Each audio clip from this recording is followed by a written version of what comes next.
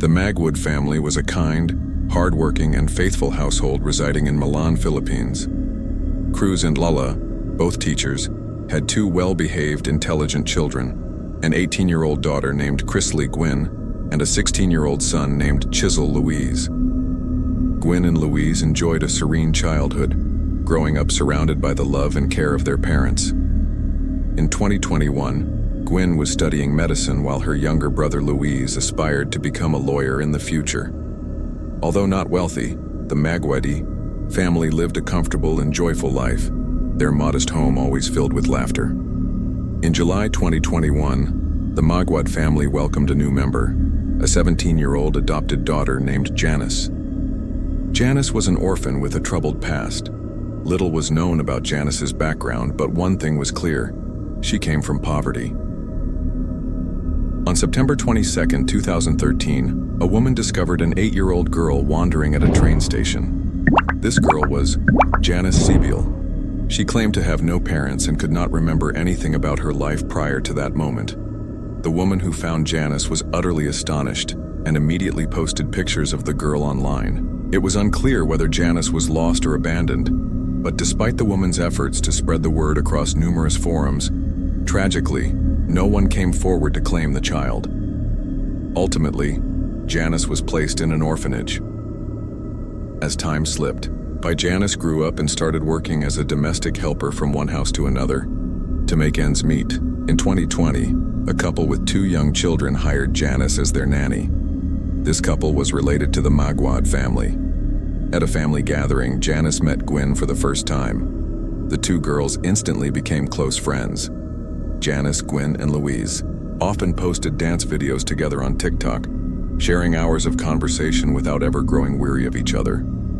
Then curious, Gwyn and Louise asked Janice why she was not in school but instead working. Janice sadly revealed that as an orphan, she had no family and had been forced to endure hard labor day and night to survive. She had to wash, cook, clean, and was deprived of education. Janice's future was bleak and she had no idea what lay ahead in her life. Gwyn hugged Janice tightly, feeling immense sympathy for her friend. An idea began to form in Gwyn's mind. After discussing it with Louise, the siblings persuaded their parents to consider adopting Janice. Initially, the Maguads were hesitant. Their home had no spare bedrooms, and their modest teacher salaries were barely enough for their own family. But Gwyn and Louise persisted daily. Gwyn proposed to find a part-time job to help out, while Louise offered to sleep on the living room couch to free up his bedroom for Janice. Finally, the Maguads were moved, believing perhaps this was God's will. "We'll just try a little harder. Things will work out," they thought, unaware of what the future held. In July 2021, the Maguads officially adopted Janice. They enrolled her in the school where they taught, and Janice changed her name to Janice Maguad. Then, the peaceful life of the Maguad family was suddenly disrupted.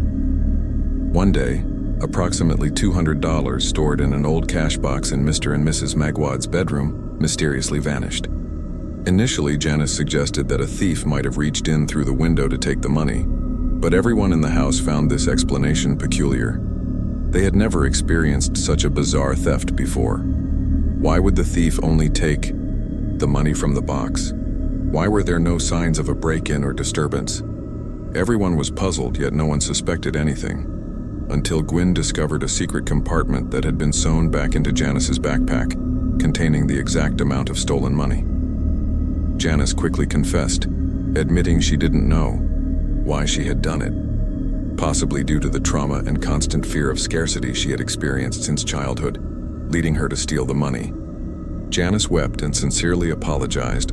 Though heartbroken, the Maguads understood and empathized with Janice. Gwyn and Louise not only defended Janice in front of their parents, but also reassured her that they would do everything in their power to help heal her emotional wounds. The family of 5 spent time together, attending church on weekends. They treated Janice as one of their own and took extra care to ensure she never felt out of place or abandoned. Janice's life seemed to have turned a new page. For the first time, she knew what it felt like to wake up without fear of losing her job or wandering the streets. The Maguad family had given her an education, a home, a family, and a future. However, magically, this was still not enough for Janice. On December 10th, 2021, Cruz and Lala made breakfast for their children and then went to work. Cruz was a teacher, while Lala was the principal of the school. That morning was the first time Janice called them Mom and Dad, marking an important milestone for both the adoptive parents and the child. The Maguads left the house joyfully, unaware that the day which started off wonderfully would end as the darkest, most terrible day of their lives. At 3 p.m. that day, Janice's Facebook account began posting a series of alarming status updates. She claimed someone was breaking into the house and that she was hiding underneath the bed, which used to be Louise's but now was hers. Janice begged someone to call the police. A colleague of Cruz saw these updates and hurriedly informed him. Cruz, who was fixing a classroom at the time, received the devastating news. He rushed home, his heart aflame with panic. But he could never have anticipated the horrific scene that awaited him. Cruz arrived home around 3:15 p.m. to a chilling silence. Approaching the main door, he spotted a blood-soaked blanket and a bloodied knife lying in front of the door. With a sinking heart, Cruz shouted for each of his children, but there was no response. He tried to open the door, but it was locked. He then moved to the back of the house, continuously calling out for his children. Cruz said, "I pushed the front door, but it was locked. I called for my boy Lou's nickname at home, Gwyn Janice." The house remained eerily quiet. Cruz went around to the back and entered through the kitchen door. As he walked into the living room, he discovered the bodies of his children lying in pools of blood, scattered with broken glass, a hammer, and a baseball bat. The stench of blood filled the air. Gwyn's body was covered in bruises and stab wounds, her body stiff and already attracting ants. Meanwhile, Louise was found tied up and gagged near the front door, his body also drenched in blood. Mr. Maguad, stricken with madness, wailed and clutched the bodies of his children. At that moment, Janice appeared, drenched not in blood but in water. Cruz Maguad hurried over to ask if Janice was hurt anywhere. He quickly realized Janice did not have a single scratch. Janice explained that she was taking a bath, so she did not hear him calling. She also recounted that 3 men had broken into the house and attacked the 3 siblings. She managed to run to her bedroom, lock the door, and hide under the bed. Janice explained that she took a bath after the attackers had left to calm down. Immediately after, Cruz called Lala to inform her that their children were no more. Lala screamed in agony. Her legs gave way and she felt as if her heart had been ripped out of her chest. Lala blamed herself for not being at home to protect her children. If she had been there, perhaps her children would still be alive. The autopsy revealed Gwyn suffered 21 stab wounds, while Louise endured 51 cuts. They had been strangled and beaten with a hammer and baseball bat. Clearly, whoever the murderer was, it seemed they had unleashed their rage and hatred upon the 2 children. In the house, nothing was taken except for Gwyn's mobile phone. This further suggested that the murders were motivated by personal reasons, rather than robbery. Gwyn and Louise were laid to rest on December 20th, 2021. Over 1,000 people attended to pay their respects. Meanwhile, the police continued their investigation. Nothing of value was stolen from the house. All the weapons used in the murders were household items. The hammer belonged to Cruz and was stored in a location known only to Janice and Gwyn. The baseball bat was Louise's and had been kept in Louise's old room, which was now Janice's bedroom. This meant that, at some point, the murderer had to have entered Janice's room, where she claimed to be hiding, to retrieve the baseball bat. Despite their reluctance to suspect their adopted daughter Janice, the more Mr. and Mrs. Maguad thought about it, the more they found Janice's story to be riddled with inconsistencies. Why would the murderers leave Janice unscathed while brutally attacking and killing Gwyn and Louise? When Cruz Maguad arrived home at 3:15 p.m., only 15 minutes had passed since Janice posted her plea for help. Yet the bodies of Gwyn and Louise were already stiff, and ants had started to swarm over them. The autopsy results showed Gwyn and Louise had been killed around 2 p.m. that day. So why did Janice wait so long before seeking help? Why did she have her phone in hand but choose to post on Facebook instead of calling the police directly? And how could she take a bath after witnessing such a horrific crime? Somehow, Janice also had the time to change her Facebook name from Janice Maguad to JP just before posting her plea for help. Additionally, Janice claimed she had locked her door and hid under the bed. Yet the room was in disarray and there were bloodstains scattered across the floor. If the room had been locked from the beginning, how did the attackers get inside to take the baseball bat? Clearly, there were too many holes in her story.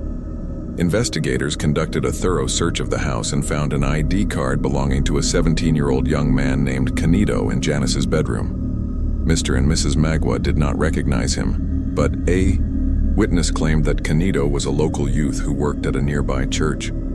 Police also discovered a plastic bag in a stream close to the house, apparently discarded by the killers in hopes it would be carried away. Instead, it got caught on a branch. Inside was a set of Janice's blood-soaked clothes. However, the most shocking evidence was found on the baseball bat used to kill Louise and Gwen: Janice's fingerprints. After hours of interrogation, Janice broke down and confessed. She admitted to orchestrating the murders of Gwen and Louise, the very people who had pleaded with their parents to adopt her. She did not act alone. Janice revealed that Canito, the 17-year-old church worker who had feelings for her, assisted her in carrying out the brutal plan. She had manipulated Canito into helping her. Facebook messages between Janice and Canito showed they had been planning the murders for 10 days. In these messages, Janice expressed her extreme hatred for Gwen and requested Canito's help in killing her. Janice told investigators she killed Gwen out of jealousy, feeling that Mr. and Mrs. Maguad loved Gwen more than her. However, Janice never explained why she also killed Louise. Many believe Janice wanted to eliminate all the Maguad children to become the sole recipient of their parents' attention and love. Around 2 p.m. on October 10th, Janice unlocked the door to let Canito sneak into the house. After Canito attacked, Gwen ran outside but then returned to save her brother and Janice, unaware that Janice was the actual monster. Janice admitted to personally killing Gwen. As she was stabbed, Gwen screamed, "This is just a dream. This is just a dream. I will still become a doctor. I don't know what I did wrong to you, Janice. I love you." After murdering Gwen and Louise, Janice and Canito showered, changed clothes, and placed their bloodied clothes in a plastic bag to dispose of them in the stream. Then, Janice fabricated a cry for help by posting the dark plea on Facebook. It only took 6 days for the authorities to close the case. When they arrested Canito, they also found Gwen's mobile phone. Janice was promptly arrested, and both were sent to a juvenile detention facility. Janice was known to enjoy horror movies, specifically one about a family that adopts a child who turns out to be a serial killer.